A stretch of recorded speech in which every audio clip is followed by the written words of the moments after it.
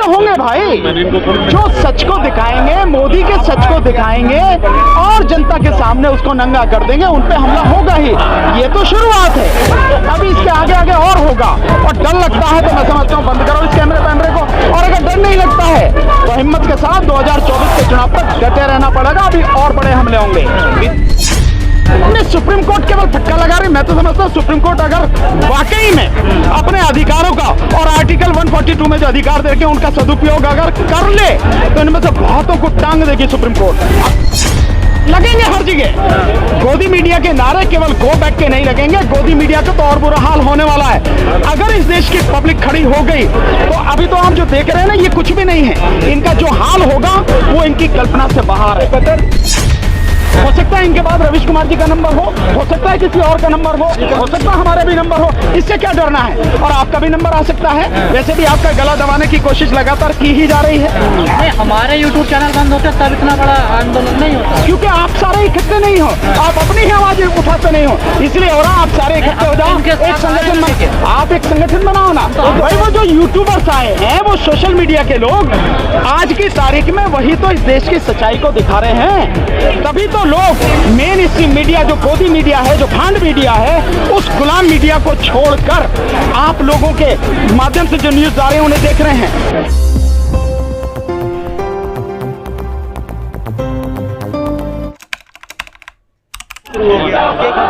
निश्चित रूप से होंगे भाई, जो सच को दिखाएंगे, मोदी के सच को दिखाएंगे और जनता के सामने उसको नंगा कर देंगे, उन पे हमला होगा ही। ये तो शुरुआत है, अभी इसके आगे आगे और होगा। और डर लगता है तो मैं समझता हूँ बंद करो इस कैमरे को, और अगर डर नहीं लगता है तो हिम्मत के साथ 2024 के चुनाव तक डटे रहना पड़ेगा, अभी और बड़े हमले होंगे। यूएपीए लगाना ये बताता है कि सरकार न केवल तानाशाही मगर एक शब्दों में कहो तो गुंडागर्दी पर उतरी हुई है। आप पत्रकारों के खिलाफ यूएपी लगा रहे हो, जितने भी पत्रकारों को आपने उठाया उनमें से एक पत्रकार ऐसा नहीं है जिसने कभी भी इस तरह का कोई काम किया हो या कोई वक्तव्य दिया हो जिसके आधार पर आप यूएपी लगा रहे। यूएपी तो आतंकवादी घटनाओं पर लगाया जाता है, क्या इनमें से कोई आतंकवादी है क्या?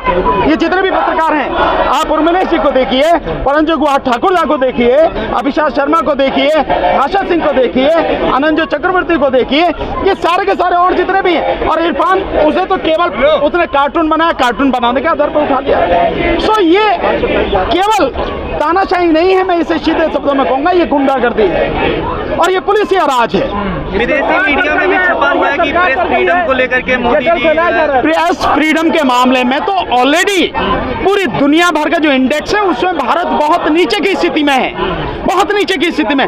लेकिन प्रेस पर इस तरह से हमला जो किया जा रहा है ये बहुत निंदनीय है और ये घिनौना षड्यंत्र है। जो लोग जनता की आवाज उठा रहे हैं, जो लोग सरकार का सच लोगों के सामने ला रहे हैं, उनकी आवाज को दबाने का, अभिव्यक्ति की आजादी को खत्म करने का एक घिनौना षड्यंत्र है जिसको किसी भी हालत में बर्दाश्त नहीं किया जाएगा। आंदोलन होगा, जबरदस्त तरीके से इसके खिलाफ आवाज उठेगी। जाति जनगणना के मुद्दे से ध्यान भटकाने के लिए केवल वो नहीं तो आप देखिए इसकी टाइमिंग जो है, आपने अच्छा सवाल पूछा, इसकी टाइमिंग देखिए। परसों यहाँ पर एक रैली हुई रामलीला मैदान में, ओल्ड पेंशन वाली, और जिस तरह की वो रैली है किसी मीडिया ने नहीं दिखाया आप लोगों को छोड़कर। तो एक तो वो, उससे पता लग रहा है पूरे देश में कितनी बड़ी संख्या उन ओल्ड पेंशन से जुड़े हुए लोगों की है। सो पूरे देश में आवाज है, एक तो वो है, और ठीक उसी समय जो जाति जनगणना आई है, इन दोनों से ध्यान बटाने के लिए इस सारे काम को किया गया इसी समय। अन्यथा एफआईआर तो 21 अगस्त की है, एफआईआर तो 21 अगस्त की एफआईआर एकदम अचानक सब किया गया है। तो वेल प्लान्ड तरीके से सब कुछ किया गया। सुप्रीम कोर्ट का भी एक ईडी को लेकर का फटकार लगाया, निष्पक्ष होना चाहिए ईडी को, ऐसा बोला है। नहीं, सुप्रीम कोर्ट केवल फटका लगा रही, मैं तो समझता हूँ सुप्रीम कोर्ट अगर वाकई में अपने अधिकारों का और आर्टिकल 142 में जो अधिकार देके उनका सदुपयोग अगर कर ले तो इनमें से बहुतों को टांग देगी सुप्रीम कोर्ट। अभी तक ऐसा हुआ नहीं है। ये जितने भी लोग, जितने की इन्होंने मतलब सारी चीजों को, संविधान को, कानून को, हर चीज को ताक पर रखा हुआ है और पूरी गुंडागर्दी करने पर उतरे हुए हैं, पुलिस या राज बना के रख दिया है। इन सबको एक बार अगर सुप्रीम कोर्ट तरीके से स्टैंड ले ले, सबको पता लग जाएगी, सारे जेल में मिलेगी। यहाँ भी गोदी मीडिया गो बैक के नारे लग रहे हैं, आप जहाँ पे खड़े हैं। कहाँ पे गोदी मीडिया? गो बैक के नारे लग रहे हैं। लगेंगे हर जगह। गोदी मीडिया के नारे केवल गो बैक के नहीं लगेंगे, गोदी मीडिया का तो और बुरा हाल होने वाला है। अगर इस देश की पब्लिक खड़ी हो गई तो अभी तो आप जो देख रहे हैं ना, ये कुछ भी नहीं है। इनका जो हाल होगा वो इनकी कल्पना से बाहर है। धीरे धीरे लोग समझ रहे हैं।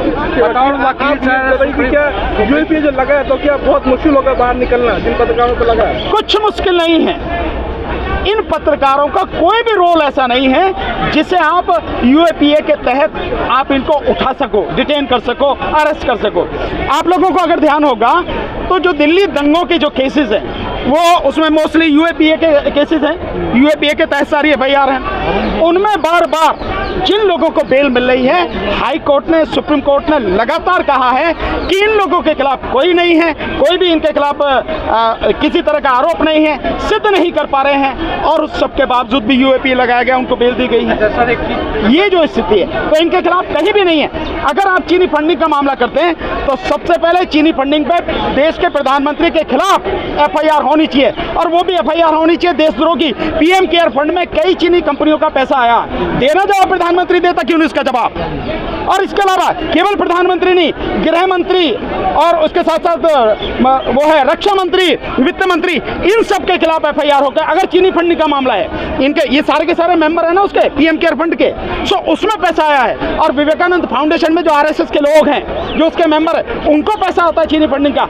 अगर चीनी फंडिंग ही मसला है तो इनके खिलाफ एफआईआर होनी चाहिए, वैसा तो नहीं है पत्रकारों के लगा। और अगर है भी तो आप न्यूज क्लिक के जो मालिक हैं उनके खिलाफ कार्रवाई करें। आप पत्रकारों का क्या लेने देना है? उन्हीं को तो गिरफ्तार किया है। पत्रकारों को इसीलिए नहीं गिरफ्तार किया, पत्रकारों की आवाज दबाने की कोशिश है ताकि जो सच वो जनता के सामने ला रहे हैं, सरकार का, मोदी का, अंबानी और अडानी के जो साथ में रिश्ते हैं मोदी के, उनका, वो सारी चीजें जो आ रही है उसकी वजह से ये सब कुछ किया जा रहा है। पत्रकारों की जुबान बंद करने की, उनको डराने की कोशिश की जा रही है। टीवी वाले कुमार पे तो नहीं हुआ सर, वो तो सबसे ज्यादा आवाज उठाते हैं। किस पे? रवीश कुमार के। ये भी इसी तरह से बोलते हैं। हो सकता है इनके बाद रवीश कुमार जी का नंबर हो सकता है किसी और का नंबर हो सकता है हमारा भी नंबर हो। इससे क्या डरना है? और आपका भी नंबर आ सकता है। वैसे भी आपका गला दबाने की कोशिश लगातार की ही जा रही है।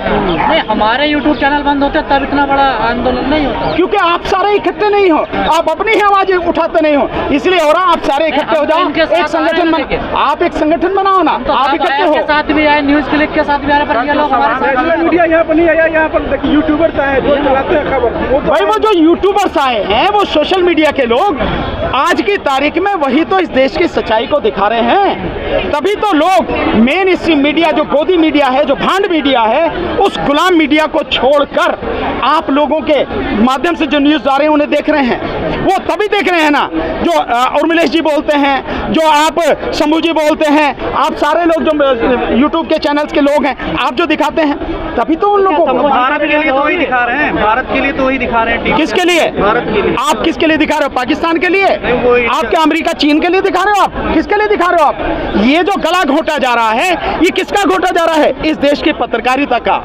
इस देश की जो स्वतंत्र आवाजें हैं, निष्पक्ष आवाजें हैं, उनका दमन किया जा रहा है। आप उन्हीं की तो बात कर रहे हो ना, तो क्या ये देशद्रोह है? यही देशभक्ति है। सबसे ज्यादा तो शंभू जी बोलते हैं सरकार के खिलाफ, इनके खिलाफ कोई भी नहीं आया। हो सकता है अगला नंबर इन्हीं का हो, शंभू जी का। इसमें क्या पता है? क्या पता भाई, किसी का भी नंबर हो सकता है। पर लोग कहते हैं जो गोदी मीडिया काम करता है, यूट्यूब चैनल, ये भी वही काम दिया जाएगा सर। कौन लोग काम? सामाजिक सरोकार की खबर तो उठाते नहीं है। कौन नहीं उठाते हैं? ये जो तमाम जिनके लोग आजकल कह रहे हैं बड़ी ईमानदारी पत्रकारिता कर रहे हैं, ये लोग क्यों नहीं उठाते? सामाजिक सरोकार के ये वो मसले नहीं उठा रहे? कहाँ उठाते? कौन सा सामाजिक सरोकार? आप बताओ। क्या जिसकी आप बात करते हैं, जिसकी मैं बात कर रहा हूँ उसके भी मसले उठाते हैं। ये अलग बात है, हो सकता है कि मैं ज्यादा मात्रा में उठाता हूँ, वो उतना नहीं उठाते हो, वो कई कारण, लेकिन है तो अच्छे लगते हैं। है तो इनमें से किसी को नहीं लगता, मुझे तो नहीं लगता। तुम कौन सी पत्रकारिता कर रहे हो या कौन से सवाल पूछ रहे हो? ये जितने उठाए इनमें से कौन हिंदू मुस्लिम की पत्रकारिता कर रहा? बताओ। नहीं, आप तो समानता सरोकार की बात, मेरी बात नहीं, मैं कह रहा हूँ जिनको उठाया है इनमें से कौन सा है जो हिंदू मुस्लिम की पत्रकारिता करता है? इनमें से एक भी नहीं है। इनमें से इस देश की बात करते हैं, देश के लोगों की बात तो वही एंगल बदलते हैं ना ये लोग भी। देखिए वो आपने देखा होगा, मैंने नहीं देखा। 2024 के पहले क्या योजना लग रही है अब? मेरी मोदी जी की योजना है कि जितने भी लोग बोल रहे हैं, समाज की सच्चाई, देश की सच्चाई लोगों के सामने ला रहे हैं, उन सबका गला दबा दिया जाए। एक भी आवाज, एक भी खबर किसी भी जगह से, किसी भी तरह से बाहर ना आ सके, लोगों के पास ना आ सके। कोई भी ऐसा बोलने वाला ना रहे जो सच बोलता हो या सच दिखाता हो। उन सबको दबाने के लिए ये सारी कोशिश ही, ये पहला प्रयास है। आगे देखो होता क्या।